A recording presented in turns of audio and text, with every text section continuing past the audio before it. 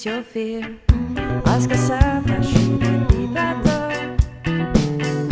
Try to see that you can be bigger than all the hills around the sky, all the oceans around your land, all the heroes in your mind, all the colors you decide.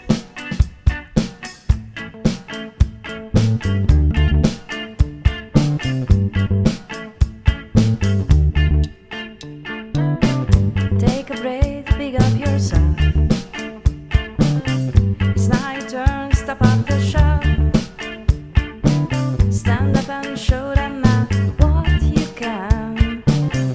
Draw yourself a pair of wings and leave the way of it, flying high above your feet. You see it all now and it's clear. You don't need a gun and don't need to run. Just try and relax and don't forget to have some fun. Ask yourself, should it be better? Try to see that you can be bigger than all the hills around the sky, all the oceans around your land, all the heroes in your mind, all the colors you decide.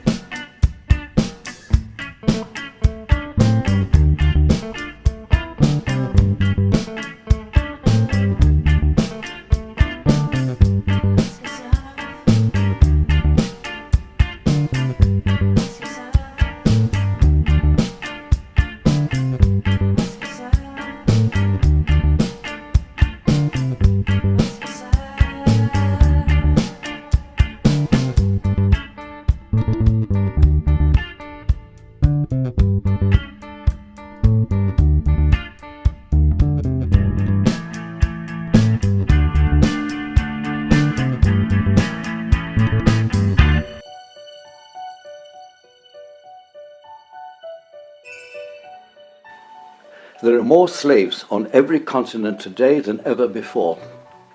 Slavery that was learnt about at school has merely changed, but has not gone away. Some people use more sophisticated methods, others use less sophisticated ones, but the result is always the same.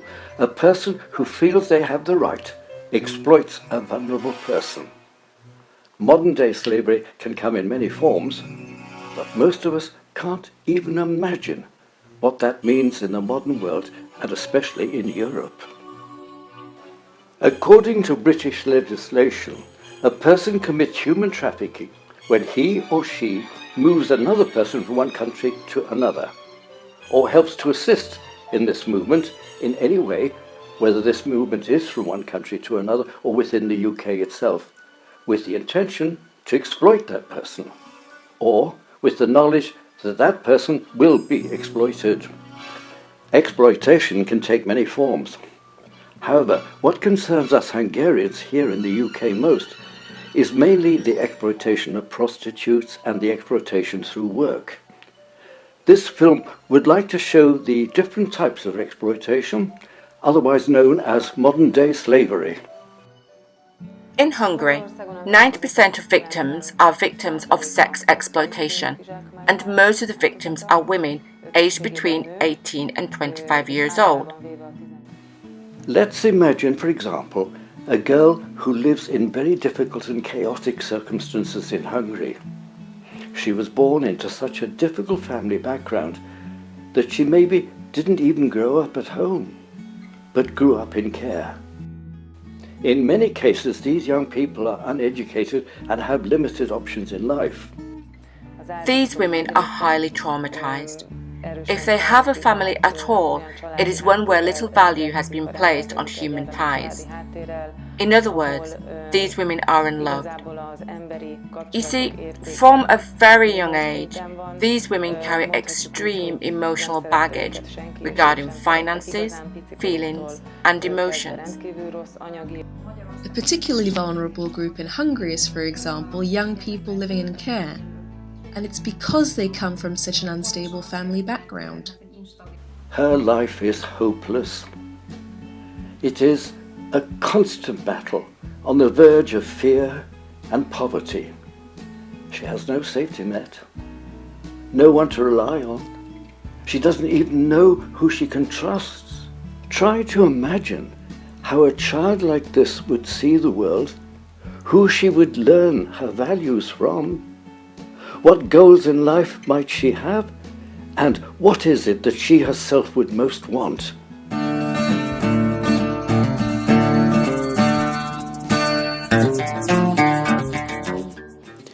Many of them, already at a young age, maybe still as children, see girls and women around them making money with their bodies, and actually the money is not bad. They don't see this as something that is scary, rather as an exciting opportunity. But they cannot buy happiness with the money they earn this way, nor fulfillment, or a vision of their future. But they can, although temporarily, replace these with expensive shoes, new clothes, and the newest model of mobile phones. For us, there are fewer victims here in Hungary who are minors, and from our experience, the perpetrators start to groom their victims for their own purposes before the age of consent. This is particularly the case for those who are brought up in care, where, in the absence of a family, a benefactor always emerges. A benefactor is the future perpetrator, or as we refer to sometimes, as the procurer.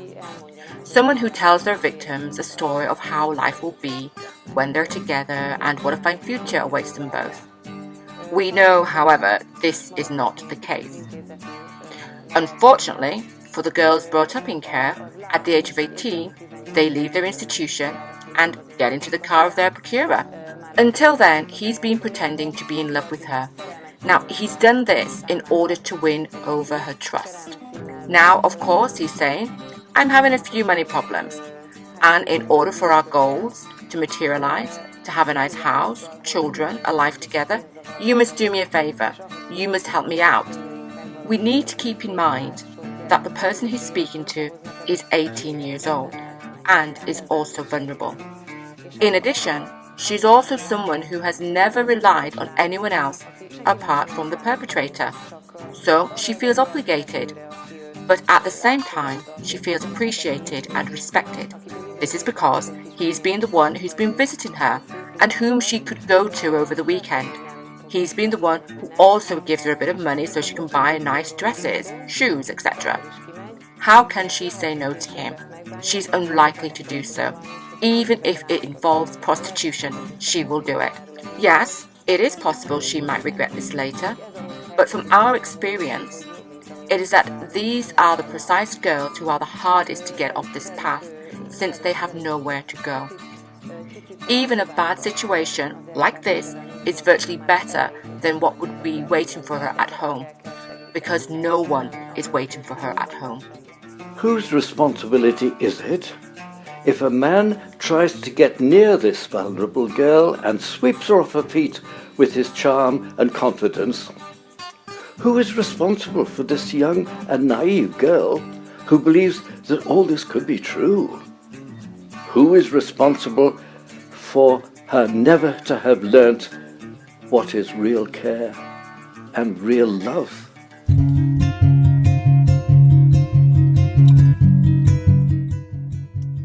And because their controllers convince them to, they think that they are not good enough for anything else. So in most cases, not just in this case, but in most cases, the controllers break their victims' confidence, because this then enables them to have complete autonomy over their victim and subject them to various methods of control. The emotional dependency that most women have with their procurers further hampers the work of the authorities. But this is just one vulnerable group and not the only one. Let's imagine now the situation where a girl comes from great poverty. She has lived in a small isolated village in a world perhaps completely unknown to us. She never went to school as her family had no money to afford it. Her parents died when she was young.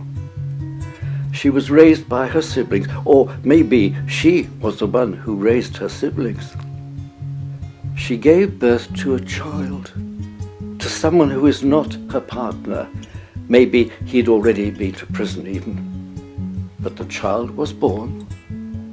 one that means everything to this woman. For the firstborn, she would do anything. It is also apparent that there are some victims, those usually aged between 18 and 20, already have 2 to 3 small children, and of course these children must be supported. In many cases we hear that the women come over to work because they have young children back home. And it is here that the benefactor, the procurer who seemingly helps her, who shows her the way and provides the possibility of getting more money. Now, of course, we know she never receives enough money for her children back home. It's not unusual also for her children to be raised in the perpetrator's family. For us and for the victim, this is the worst case scenario, for her children to be raised in the perpetrator's family, since it provides a basis for blackmail. So these are just some of the things that a detective working in this field must be aware of. Let us imagine that a procurer of this type goes to a village in Hungary's poorest area, say in County Baranya, where there is 100% unemployment. He says you can go to Western Europe and earn €200 a day, and 15 people come forward right away. This procurer might possibly buy these girls for a litre of wine. That is the lowest level. So someone comes forward, but the picture is quite mixed. Some know nothing about it and are simply tricked. They are told just to come over, that everything will be arranged, including accommodation, and then they go there and face huge disappointment. Then there are those who get information in advance. Take a look, glance around, and then leave. And one hears of completely fantastic fairy tale sums of money that can be earned doing this. We could say that it is basically the possibility of earning money and the hope of a better life that drives the girls onto this path. At the same time, there are people who find it acceptable to profit from someone else's vulnerability and difficult situation. For these people, it can be a great source of income to control the work of girls and prostitutes. With this, they can escape not only paying tax, but also the expectations of society. By doing this, they can evade paying tax. Because prostitution is a dangerous occupation, they offer protection to these girls. So, they feel they have the right to at least half the money the girls are earning. They are the pimps. They use the other person as a tool, as an object. Simply knowing that one has power over someone else and can control them. Well, it seems there are some people who get their satisfaction this way, or they get their frustrations out this way, or obviously, this was common practice culturally as they were growing up. So this is why I think that the primary motivation may be something similar. According to Hungarian law, prostitution in itself is not a punishable act. What is punishable are other circumstances linked to prostitution. For example, if someone else facilitates prostitution, such as making their flat available, that is already a punishable offence. It is also a punishable offence if a person offers up someone else for prostitution. It is also a crime if a person forces someone into it. It is important to realise, therefore, that prostitution of itself is not a crime, but other circumstances linked to it certainly are. Detected in this area, you soon become aware that although the procurer does not stem from a socially enhanced background, they are very well versed in persuasion. These procurers literally know what to say and how to say it in order to ensnare potential victims. Usually, the perpetrators come from the same, or at least a nearby area. Furthermore, it's not unheard of for these individuals to be members of the same family, thus exploiting the family connection and persuading the girls that life is better abroad. The background of this phenomenon is to exercise power. And this is why it is very important to differentiate slavery from human trafficking, because human trafficking is always done for the purpose of financial gain. The greatest challenge for these pimps is where can they find girls and women who will do the actual work. If they can find such women, it will be easy to do the organising of the side of the business. But who is the ideal victim for the pimp? Who is easy to take advantage of? Would it be women who are confident, have strong family ties, know their rights very well, and maybe even speak other languages? Or would it rather be vulnerable people who have no other choice and thus they are easy to manipulate?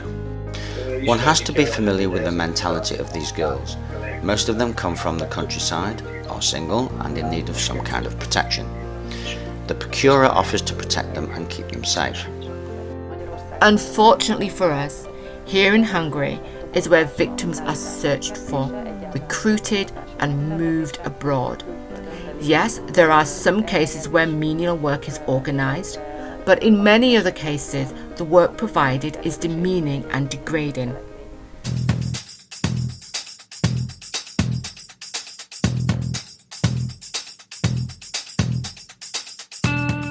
So yes, some people are forced, some people are beaten, but often they're not beaten. There's a threat to beat them, or they've got a hold over their own family.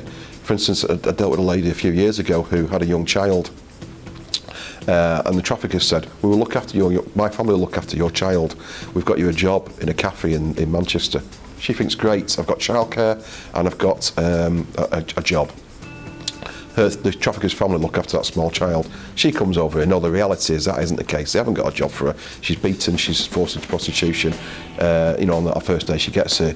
They tell her that the police in Manchester are corrupt and that we would, if she came to us, we would sell her child into the sex industry or for its organs. Now she believed that because of naivety, lack of education sometimes, and sometimes problems with their own police force in their own country, or governments in their own countries. They believe that's what we do. So that lady wasn't beaten at any point, but they had a hold over her because they said, "We'll harm your child." What we see here in Hungary are girls psychologically manipulated to leave their home for prostitution in Western Europe.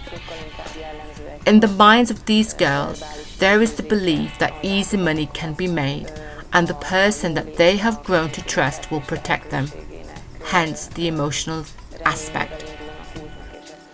Those who lose their independence by taking this path lose out in a big way. In most cases, their passports and money are taken and they basically become slaves, unable to make their own independent decisions and come home. The main drop-off locations for sexual exploitation tends to be the Netherlands, Belgium, Germany, Switzerland and the United Kingdom. So yes, we have to conclude that human trafficking is typical, rather well-known phenomena here in Hungary. Generally, it seems that there are some who do this professionally. They act as agents. They have an organiser, say in England, who says 10 to 15 pretty girls are to be taken over there. The procurer looks around, gains information and sits down to talk to the girls. These girls can very often be intelligent, educated people. Even girls at university are lured into this. They are told they can earn €2,000 daily if they are clever. And then very many, even some of the girls who are college or university students, have a good think because they happen to trust the person who has spoken to them. Regrettably, we also have to conclude that Hungary is known at an international level as a dispatching country, and secondly, as a country for the transportation of human cargo.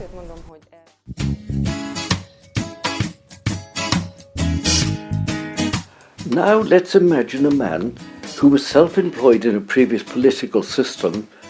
Maybe he was a builder. He had a fairly successful small business and lived a little better than average.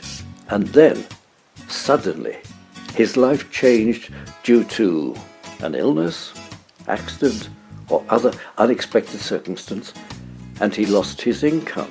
He had no family to fall back on, so slowly ran out of all his savings and ended up homeless. And out in the streets, he found himself in a very different environment, with not the most honest and trustworthy people. Or there is the young lad whose relationship with his family was ruined due to drug abuse, and this is why he became homeless. After having lived in a safe environment with his family, experiencing the streets is not only new but very scary to him. And the homeless shelter only reminds him of shame, his shame, and his helplessness. He just does not have the courage to rise above it. Unfortunately, I got into a drug user lifestyle. This went so far, I don't blame my family for it, but my family said they no longer are able to watch me living this life of self-destruction, and though they made me leave the home, I was desperate, I couldn't help myself. I landed in a homeless hostel. I've been to several homeless hostels in the past. Their one is in an even worse state of mind because a young man can get into. We can say that I'm a young man that got into a homeless shelter and sees 40 to 50 people sit there in a hopeless state. This is the end. All the hope goes away. The hope that it can get better, that there is still a chance to get back up from here, and disappears. All these things just disappear, and then perhaps there is a weekend. Now imagine that there is a person without all hope, no prospects, no motivation at all, and another man approaches him, offering him 250,000 forints, pay his own accommodation abroad, and I have never really been abroad, asking if I would come to work. And it is the homeless that become the victims of forced labour. The way this often happens is that they are recruited in bigger towns where homelessness is visible. For example, we know of a case like that from Miskolc. They attack homeless shelters and people in the streets. People who are in the streets, they attack people who have an unfortunate fate. People who live without hope. I think this strategy did work out too, but this puts a huge opportunity and hope into one's thinking, that one doesn't even think through that the other person might have bad intentions, that the other person basically wants us to be taken advantage of. This then doesn't exist, and yes, it is true. I jumped on this like a heartbeat. I got into the car immediately, because what you're thinking at the time, that if that 250,000 is only 125,000 or 130,000, it is still good. I'm still in a better situation than I am in now. And I suppose sometimes you will think perhaps it's the lower educated people, but actually that's not true at all. I've had drugs and alcohol counsellors who've come to us. I've even had an international Thai boxing champion come to us. In my opinion, it is definitely people who lost all hope. They are the first target, but also really alcoholics and drug addicts. They maybe even target people who have a sentence and are running from something. And I always say we're all one step away from homelessness ourselves, because for a lot of my guys, they've had marriages and they've got children, the relationship's broken down, they've had a prison sentence, so that's a big thing as well. The homeless, they're picked up outside homeless hostels back home. So usually it's those everyday things, a relationship breakdown, loss of job, being poor, being homeless, and that's how they become vulnerable. Up to now, we've seen what sort of circumstances they come from, those who later become victims. Now, we will look at what sort of lives they can expect to have once they are abroad.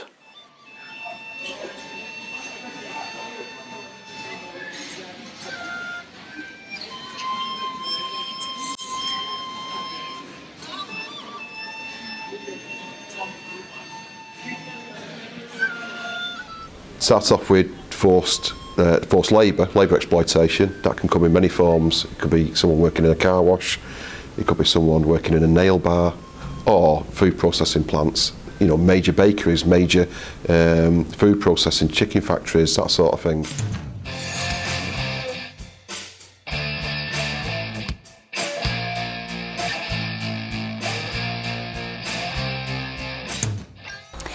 So for the majority of our clients, they will either have been working in factories, chicken factories seem to be a big one, bed factories of course, car washes. They seem to be the main type of exploitation for mine. I'll tell you honestly, we travelled for 2 days, then we arrived at this place in question, but our hopes there. Meaning, when they said to go to sleep to the attic, I knew that I was in a trouble.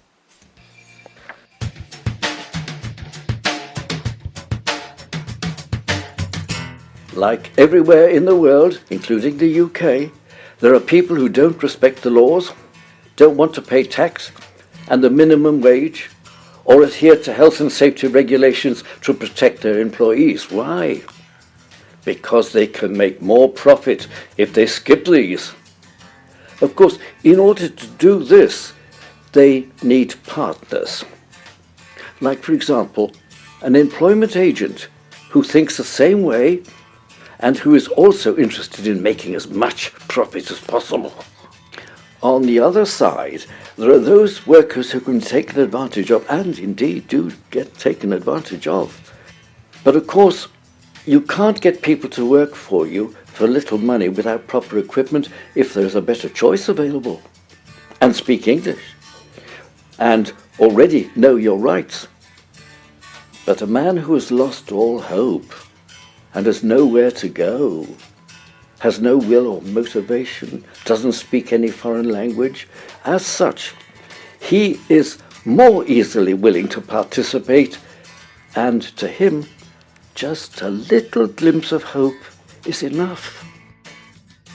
You may have an Hungarian male who comes over to work in a car wash. He works in a car wash, the average is £20 a day.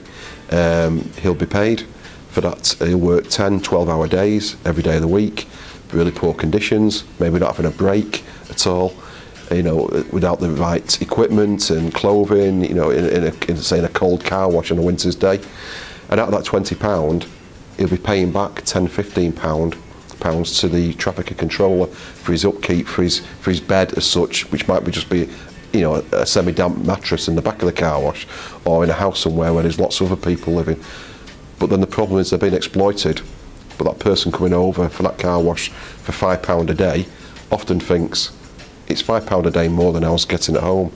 So they don't feel they're being exploited, and that's one of our biggest problems, is people who are forced into work in factories and for labour don't understand that they're a victim at the end of the day, and there's a minimum wage in the UK, and then there's conditions that they have to be kept to, and that's not happening. So quite often our clients will come to us and they've had their identification removed.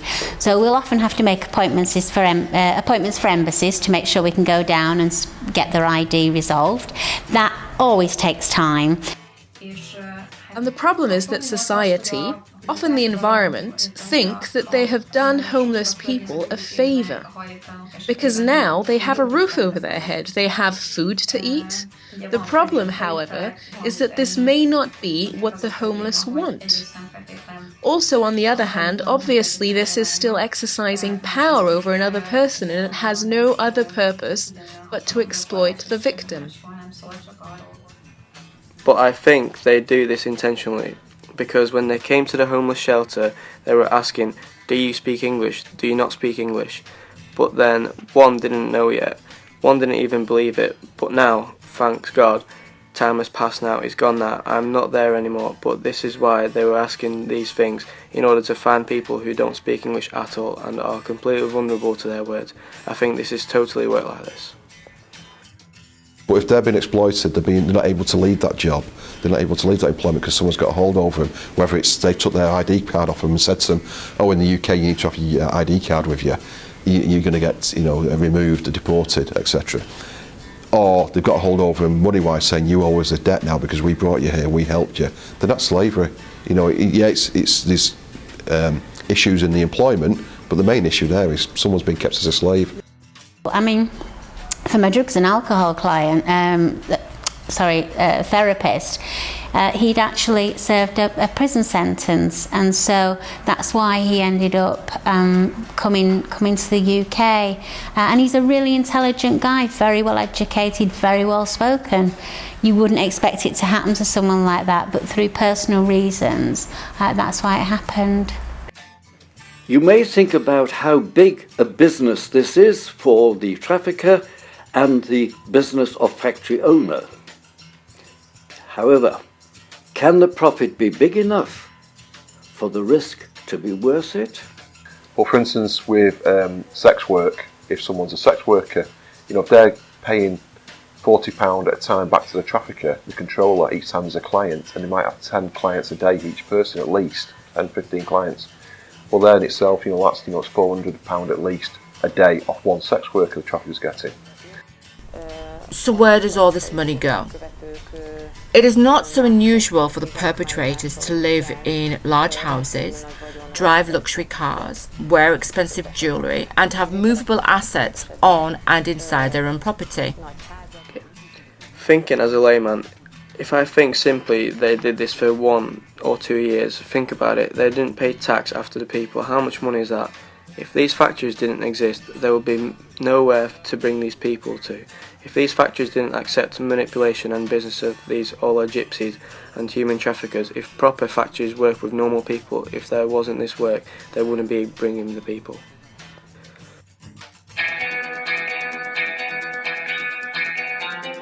But what do these vulnerable, targeted males go through? What is their experience? Why do they remain in a situation where they themselves are exploited? What do these men feel? Just understand that I could have escaped, I could have run away, it even happened, I did leave, but when one is just there alone in a country, doesn't speak a word of the language, doesn't know anything really, and is standing alone on a square. My personal experience, I felt like an alien. I didn't know who to turn to or who to ask help for.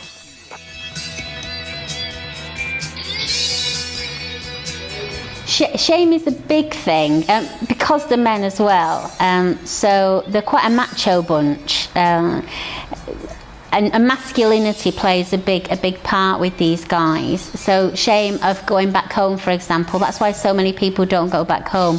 A lot of people don't go back home because they've got criminal records or they're waiting to be arrested back home and they're fearful of the consequences. But shame does play a big part, and they won't go back home because, if they've got a wife back home, how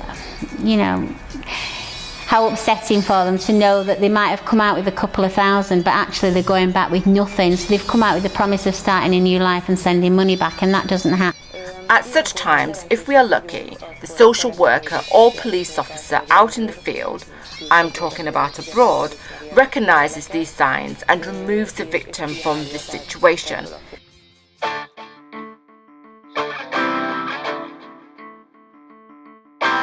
And what does a female experience who becomes a prostitute in another country, either voluntarily or having been tricked or having been forced? Why don't they ask for help immediately? Why do they often deny being a victim? I can't say a victim 99% of the time will say to me, I'm not a victim, I don't need any help. And that's because they're absolutely scared. They're scared of us as a police, first of all, and they're scared of what the trafficker might do to them. Let us look at the situation on the ground. If a woman is asked about this, what should she say? Only a very small minority say they like it. Most, in fact, say they were forced or tricked into it in some way. A typical threat is to tell the girls that very bad things will happen to them if they speak about what they are doing. In such cases, it is conceivable they are simply afraid. When does prostitution become a necessity for these women who have been sorely misled? There are a plethora of events that make prostitution a means of survival. This is when the victim decides to challenge her procurer. This can be because money is lacking, she's feeling jealous of another woman on the scene. The response is brutal for the woman, as she is physically abused for speaking up. Lack of confidence, lack of self-awareness, lack of confidence, humiliation, trauma results firstly in victims not even recognizing the fact that they are victims, because most of them already are in this kind of a life situation at a young age, and they are not aware of any other lifestyle choices. They don't see any other alternatives. Another tactic that we've come across by the perpetrators is the exploitation of the woman's lack of system knowledge. In other words, the victim is told and believes that going to the authorities is a waste of time. Now, we know that this is not true, but when you have been unknowingly emotionally manipulated by someone you trust, you are simply going to believe what they say. You would be thinking to yourself, why would they lie? You know, in recent years, when the number of victims has increased, I see that there are detectives with the police who have specialised in this particular area. They're living this phenomena every single day, so they can see the signs and they can see the impact. And we've known people that have had the mothers sat on a doorstep photographed, because obviously that's a big thing. You know, if you're saying, no, I'm not going to do what you want, well, here's a picture of your mum and look how happy she looks at home, but we can do this. So it's very much threats, both physically can be great, but also the psychological threats can be just as much to make people and keep them in line, really. We also know that in many cases the perpetrators will threaten and blackmail their victims. It soon no longer becomes about their lives. It swiftly becomes about the lives of their relatives, their children, their siblings, all back home. Threats can range from setting fire to the household or, heaven forbid, to blow up the family home. Anything and everything is used to keep the perpetrators earning asset close by and working for their lifestyle needs. So on these grounds, the likelihood of a woman stipulating to a social worker, I'm in trouble, I'm being abused and I don't want to be here. I do not want to work 12 hours. I do not want to have 30 clients a day, nor do I want to work 7 days out of 7, and I'm hungry and I'm tired, becomes very real. And there are thousands of ways of making threats.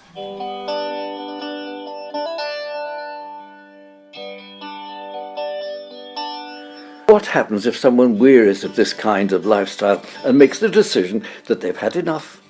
They want out, they want to change, want their freedom and to live their own life?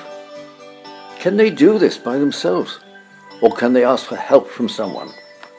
What can a victim of either gender expect if they go to the police station or ask for help somewhere else? Who can help them? And how? With what? And for how long? Across many countries across Europe now, they have the equivalent of a national referral mechanism. We have one in the UK, this national referral mechanism, and it's basically, years ago you rescued a victim before 2009 when it came in, and you'd be ringing around trying to get favours off people to try and look after that victim. So 2009 the national referral mechanism came in the UK. The Salvation Army, after a contract for that, basically means if a victim comes forward and says, I want help, I want to stay in the UK for the moment, I need help, I want the support as a victim of trafficking. There's certain people in the UK you can fill out a form and send it off to the United Kingdom Human Trafficking Centre. Within 5 days they get a decision to say whether there are reasonable grounds that that person is a victim. At that point, that person's taken off our hands and get put into support with people who are specialists at looking after victims. The Madai Trust were a subcontractor for the Salvation Army who have the contract for the government in managing the accommodation and outreach services for victims of human trafficking within the UK. So we're one of the main subcontractors providing the largest service across Britain for victims of trafficking. And it gives them 45 days for them to calm, the recovery and reflection period it's called, where they can just calm down and think what they want to do with their lives now. Now it might be that they decide they just want to go straight back home, and if that's the case, they help to go back home. Or it might be they decide they want to stay in the UK. They came here for a reason. They came here thinking they're going to, work in a job and they want to genuinely work hard, and then that can be helped as a result of this process. However, although the contract says 45 days, dependent on different client circumstances, then as a provider, I can put in an extension for some clients who can then stay longer while we work to make sure that everything is in place for them. The Hungarian police considers contacts with civilians to be extremely important, including contacts with civilian organisations. On this point, I should like to highlight the Baptist Aid, with which we have worked well together for years and entered into a cooperation agreement. Together, we campaign in order to draw attention to this problem. Through our joint working partnership, we are able to assist victims experiencing psychosocial problems or, when necessary, rehousing the victims in a refuge. They're safe, they're taken to places usually away from where they've been trafficked to, and like I said, there's all different agencies who look after that person. But with language, we provide interpreters, so that's always a good thing. And what we try to do, if you come in as a client to our service, I always try then to keep the same interpreter for consistency, so you're not having to tell your story to everybody. Many people who commit various offences under duress think that they will also be treated as offenders, and this is why they'd rather not even come forward to say that they are in trouble. Many of them think it is pointless to go to the police, thinking they can't help anyway. Based on what they have seen, they think that the offender or criminal gang they fall victim to is so big and so dangerous that the police would be incapable of helping. Of course, this is not necessarily so, but the offender does not have any interest in making the victim believe this. The truth is that the system may not be perfect, but it can offer a lot of help to those who would like to get out, whether they support a police prosecution or not.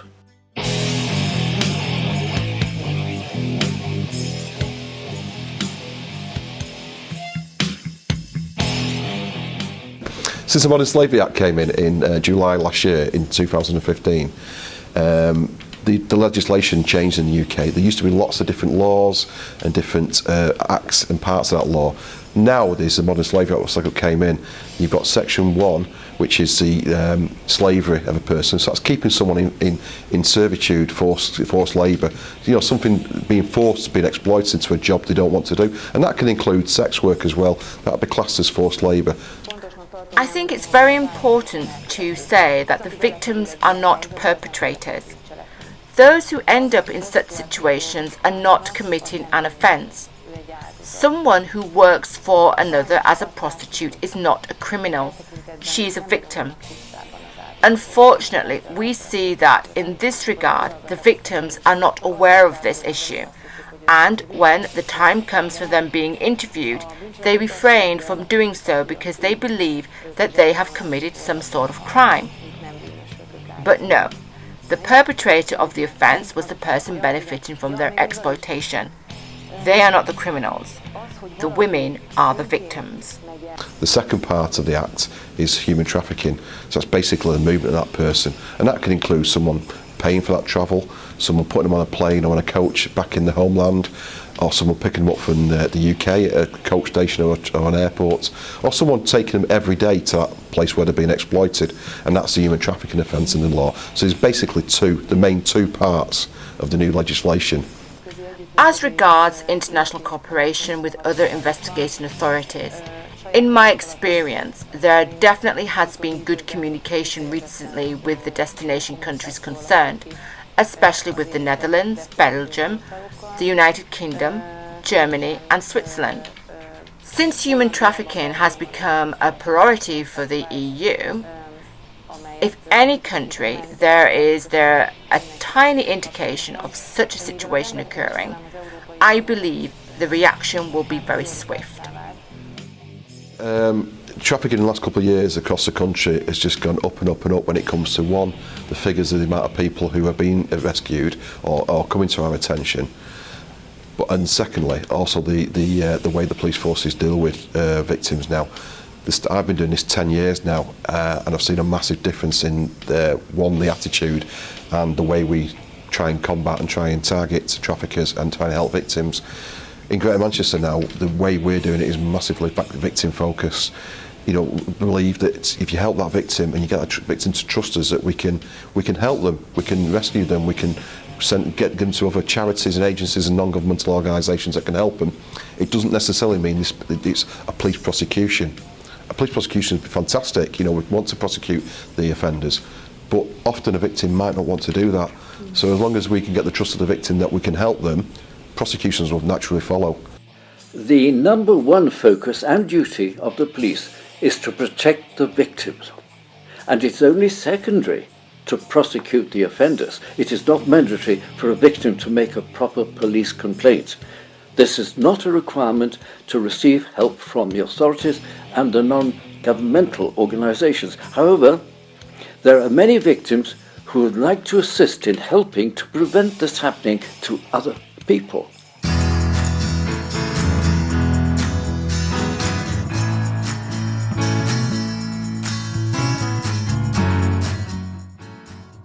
advice I'd give to victims, if we speak to a victim or they escape or we rescue one, is when we take an account of them and we find out what their story is, we just ask the victims, please tell us the truth. We're never going to judge a person who is a willing sex worker, say for instance, back in the home country, whether it's Hungary, whether it's any other Eastern European country or wherever they come from. We're not going to judge them if they come over as a willing sex worker and then they've been exploited. We need to get across to victims, please tell us the truth, because we'll only find out further down the line, and that causes problems then. The fact that you've come over willingly doesn't matter. If you're being exploited, you're still a victim of serious crime. The work of the police is to assist the victims of crime. So, in the course of their interview or statement, we will always try to include information which contains at least a name, a telephone number, or an address. We know clearly that in most cases, victims know the names of their procurers and perhaps a few members of the procurer's family. But since the perpetrators take away their mobile phone, so that the women cannot use their Hungarian numbers abroad, it can be a challenge to log important information. The same applies to addresses. It can be difficult to confirm. Nonetheless, I would encourage those who somehow end up in such a situation to provide the authorities with at least the address of where they live, and, if possible, as much information as possible about the perpetrators, such as name, where he's from. This will assist greatly in speeding up the procedure. What does a successful prosecution mean for the offender? What powers do the authorities have and the justice system have? In regard to the sentencing of offenders now in the country, the Modern Slavery Act came in July 2015, and now on indictment, it's a life sentence on indictment. So that's a bit of a starting point there now for sentences. Now, in the past, some sentences have been 2-3 years, which I don't think is anywhere near enough when it comes to the life that people have had. Some people have been kept as slaves for 10, 15, 25 years at a time, and continuously raped throughout. So the sentences should reflect the criminal act. For instance, we had a case here in Greater Manchester last week, where the sentencing was for two males and a female who trafficked 3 ladies, and one of the males there got 13 years 7 months. A lot better sentence. I hope that it gets out there to the offenders that we will seek you, we will prosecute you, and you will get a hefty sentence. There are various levels of activity, some basic low-level cases, while others are more serious aggravated cases. If someone does this for expressly business purposes, as a repeat offender, and as can sometimes happen as part of an organised group, then it incurs a much greater punishment than a basic case, when, for example, someone suggests to a girl that she should come over with him. Punishment can be up to 8 to 10 years in prison when aggravated cases are done both for business and in a group.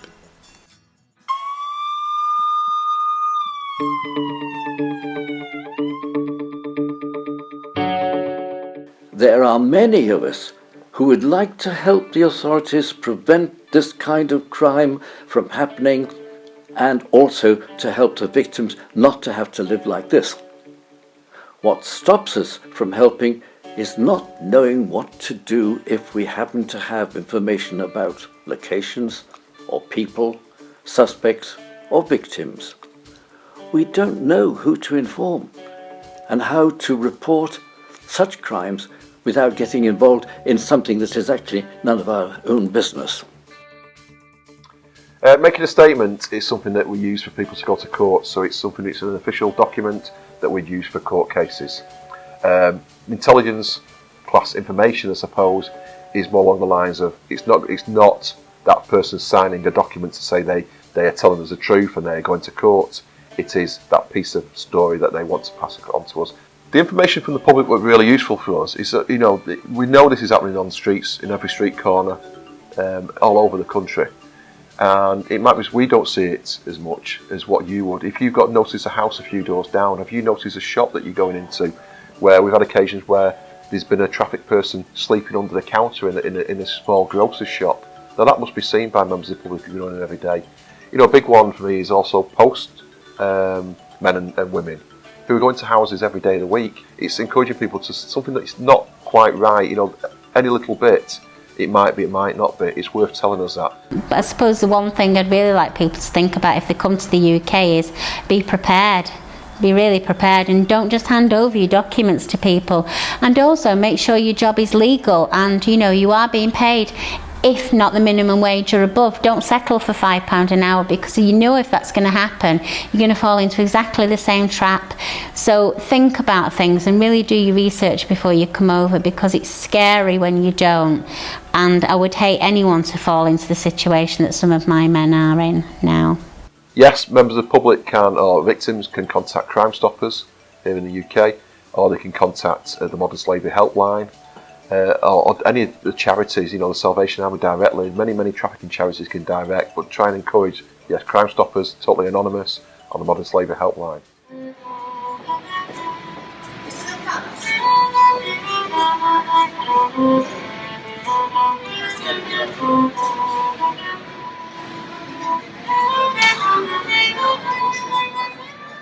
These kind of experiences can be very traumatic for those who go through them. Regaining freedom doesn't necessarily mean that they know what freedom is. One needs to learn what it means to live in freedom. I also wanted to show my family that I can get back up on my feet. I can show my family that I am a man, that I can. These are huge stepping stones. These gave me stepping stones, meaning hope that I can still be a man. So if one of my clients is intoxicated on the road, there's a reason he's intoxicated on the road, and that's because he's been abused and he's been mistreated and he's been paid in alcohol, and that's one of his coping strengths and mechanisms. So it's not just that the man's drunk on the street, there's a story behind that, and it's about people actually seeing beyond that. But I ask you the question, ask all of each and one of you, when someone is in such bad situation, he falls out with his family, lack of job opportunity, real life collapses around him from one moment to the next, and someone approaches them with an opportunity, here is some money, accommodation, and you can be a new man again. I would ask all of the listeners and who are watching this, what would you say to this, yes or no? Along the horizon I watch the sun go down, sketching for hours all the things that moved around. I thought how pointless and fragile life seems, but if It is all the same whether a person voluntarily leaves and undertakes to engage in prostitution abroad, or whether she has been forced into doing so from the outset, or she has been deceived or threatened. It is all the same whether a person goes voluntarily or is forced. Whether or not a person herself chose to work as a prostitute is not part of the legal definition in Hungary. It is not the offenders, the traffickers, or the factory owner's fault that someone is vulnerable. For this they are not responsible. But to take advantage of a person who is already vulnerable, this is what's unacceptable. We thought that slavery had been abolished a long time ago, but look around. How much of it is part of our lives when we find we are using products and services that only exist now because someone in the process has been exploited. By then, we might want to think about this question: whose responsibility is it? I could tell by your reaction you still believed in fate. How could you forgive so much for this undeserving sin? I knew, honestly thinking, it's how you've always been. I am Sonia Zabot, a police lieutenant colonel. I work as a special chief detective in the Human Trafficking Unit of the National Investigations Office of the Emergency Preparedness Police Force.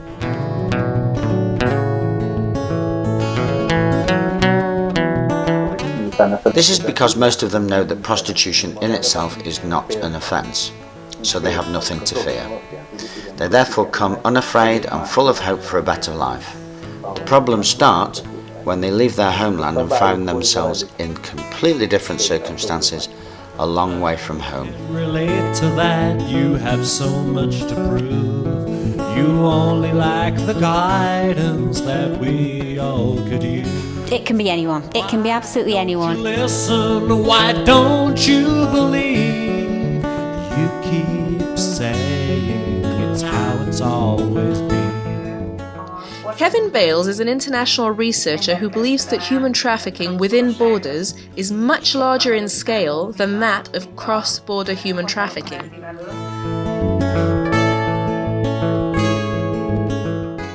We know it's the second most profitable crime, in the world, after drugs.